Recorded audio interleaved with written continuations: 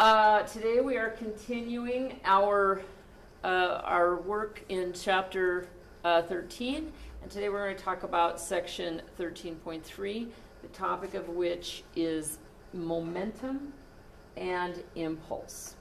So going over to the PC, what we have is the idea of momentum. Once again, we're getting into vectors. In sections 13.1 and 13.2, we've been talking about quantities. We've been talking about energy. We've been talking about work, both of which are dot products and therefore are quantities.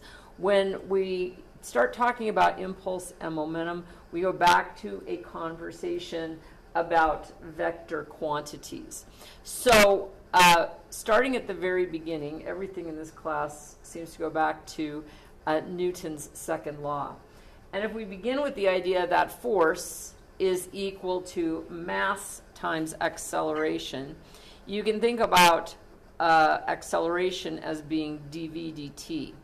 So m is generally speaking a constant when we treat Newton's second law from this perspective, but for the purposes of discussing momentum, because we can have mass added to or subtracted from a system, we just pull the mass inside of that differential quantity, and we define mass times the vector velocity as linear momentum.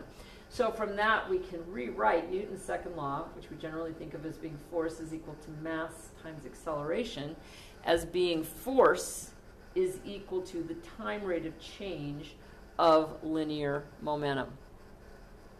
And at that point, we can separate the equation, and we can say that the integral of force dt is going to equal the dmv term. And if mass, it doesn't even have to stay the same, but mass at the beginning times the velocity at the end minus mass at time 2 times the velocity, or mass at time 1 times the velocity at the beginning, is equal to this integral from time 1 to time 2 of f dt. And if you look at that quantity, we have a force times some sort of a time term. The force might be constant, in which case it would come out of the integral, and then we would just have f delta t for the left-hand side of the equation. But basically, whether it's constant or not, we refer to the integral of the vector force dt as the impulse from time 1 to time 2 of the force F. So we can take this equation, which says that the impulse of the force F is equal to the change in linear momentum between the two time constraints, between time 1 and time 2, or we can say that the linear momentum at time 1 plus the impulse of the force F, any force that's applied, is equal to the linear momentum at state 2. And it's just really important to notice that each of those is a vector quantity.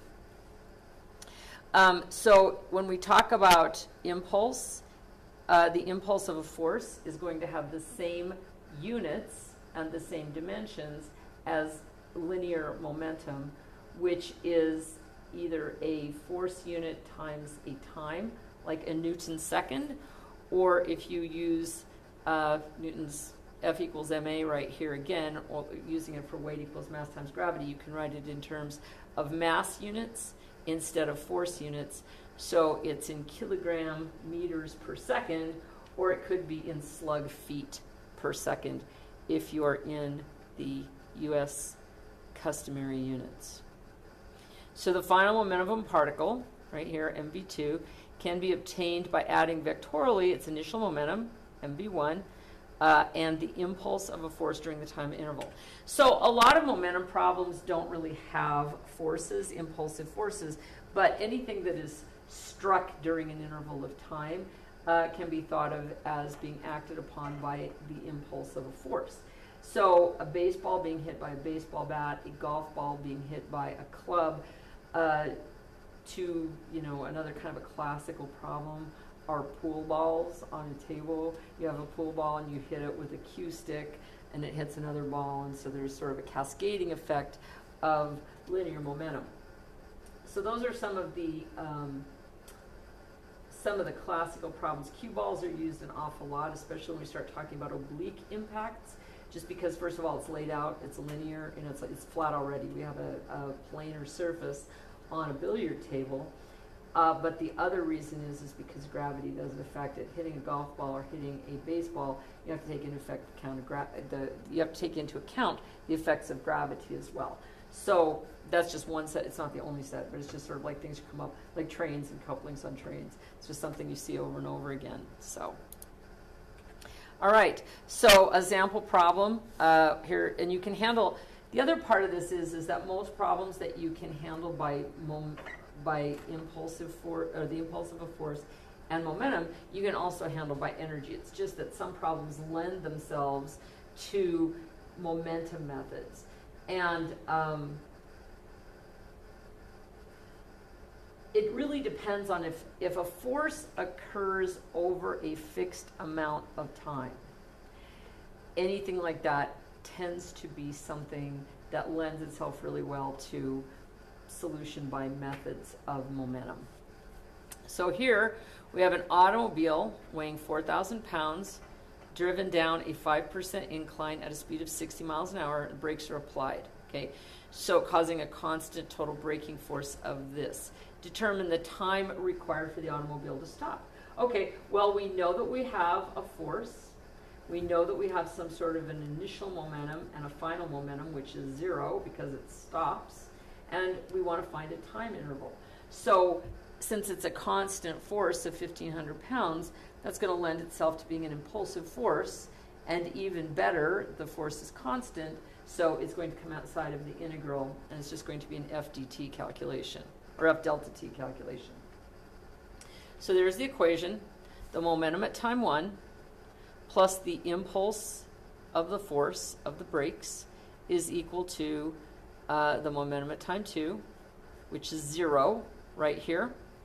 Do a free body diagram to find out what our what's going on. We have the momentum mv1. If we take that along the plane, that means that we also want to get that force from the weight along the plane as well, because once again, we're talking about vectors. So we're going to have to do it either along the plane, which I would call the x prime direction, and then we can just take the weight, the component of the weight that's pulling it back up or pushing it down the incline, and since the weight hangs down, it tends to push it down the incline, so that's going to be positive with respect to momentum. In other words, the way that you can think about that is the weight will tend to increase the velocity, right? And the friction will tend to decrease the velocity. So if you start with this momentum, the weight component will add to it, the force component will subtract from it. But both the weight and the friction are applied over that fixed interval of time, which is what we're solving for. So you can set up the equation in a momentum along the incline, and you get a time of 9.49 seconds. Now that's also assuming that the weight is constant, the component of weight down the incline, so that's going to change if the incline changes, isn't it? But here we have a constant incline of 5%. All right, then here we have a baseball bat. We have a 4-ounce baseball pitched with a velocity of 80 feet per second. After the ball is hit by the bat, it has a velocity of 120 in the direction shown. If the bat and the ball are in contact for 0.015 seconds, determine the average impulsive force exerted on the ball. So here's a little different situation where we have vectors. In real life, we would have to take into, if this were going on for a long period of time, we would have to take into account gravity. But all we're talking about is just that 0.015 seconds of contact between the ball and the bat. So gravity in this situation is somewhat negligible. We also really don't know if it's going up. All we know is that whatever that plane is, that the angle between the ball and the ball as it comes into the bat and the ball as it bounces off the bat or is hit from the bat, that angle is 40 degrees. All right. So once again, we set up the same way. We have an initial momentum, an impulsive force, and a final momentum. The only thing that we need to remember is because it's vectors, we need to break this down into an XY direction. So we take into account the force of the bat, which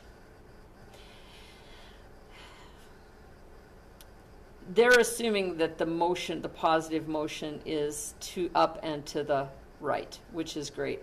So we have the initial momentum.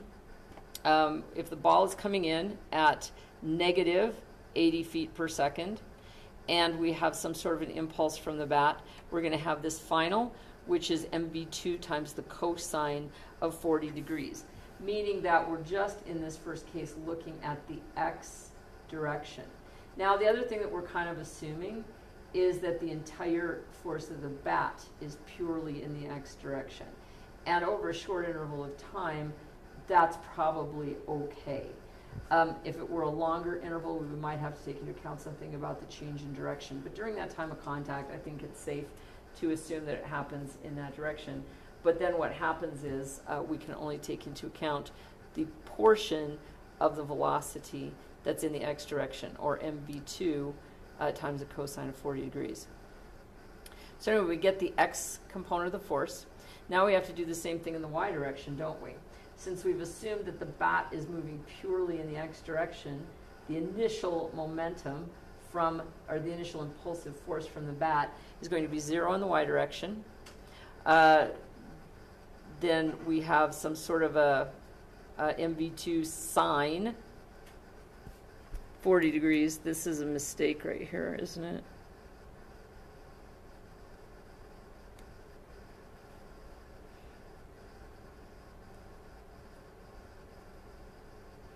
You see what happened? This is, okay, so here is the force in the y direction of the bat. We're not really assuming it to be purely x, but this is the mass of the ball. This value should not be 120 times the cosine. That should be 100 times the sine of 40. So that is actually a misprint in that slide. But then we can find the force in the y direction, and then we can write that as a vector and come up with the total force based on that equation. But yeah, that's a misprint right there. All right. Here's another kind of a classical problem where you have some sort of a cart that is either sitting still or moving, and you're working in a warehouse and you're throwing stuff onto the cart, and what it does to the motion of the cart. So here we have a 10 kilogram package that drops from a chute into a 24 kilogram cart, and the package is dropping with a velocity of 3 meters per second. The cart is initially at rest. So when you hit it with that package, it's going to start moving, isn't it?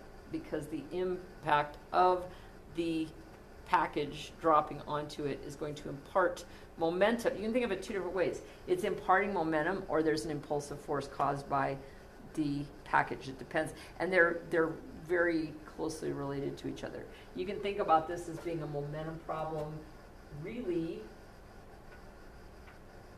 without... You can think about this as a momentum problem without a force problem, without an FDT problem. In other words, the initial momentum is from the package only. The final momentum is from the package with the cart. Okay? And then it asks you what percentage, what's the fraction of initial energy, not momentum, but the initial energy that's lost in the collision. So what we're basically doing then is taking our MB, our V's that we calculate from the momentum equation, and then calculating 1/2 mv squared. So there's no reason to think that kinetic energy would be conserved in this, because there's something going on with potential energy as well. Okay. So anyway, so we set up that, they do set it up as it, yes, yeah, there's no impulse, which is what I would say. So the mass of the package times the velocity in the x direction is the initial x direction momentum of the package, and the momentum initially of the cart is equal to 0. So also the impulsive force is equal to 0. In the final analysis, the package and the cart have to move together. So you can add those two masses together, and that will be multiplied by V2. So you do that to calculate the velocity after the cart starts moving with the package. Now, the other thing is, when we talk about kinetic energy, or how much energy is lost in that impact, you can see that from a vectorial point of view, even though the initial momentum has an x and a y component, in the final analysis it's only x because it's restrained by the fact that the cart is on a horizontal surface. So this is just sort of another way to do that. And then there's the change in kinetic energy. The initial kinetic energy is just from the package. You don't, because once again, kinetic energy is a quantity, not a vector. You don't have to take into account the direction of that velocity, just the magnitude of the speed. Then finally, you have the packages together at the new velocity, and you can see that the difference between them is going to be 45 minus almost 10. So you're losing about 35 joules of kinetic energy in this process, which is about 78% of the initial kinetic energy. All right. Now, when we start talking about impact, this is where we're going to get into this highly vectorized discussion, and this is actually the subject for section 13.4. So we'll discuss this on Wednesday.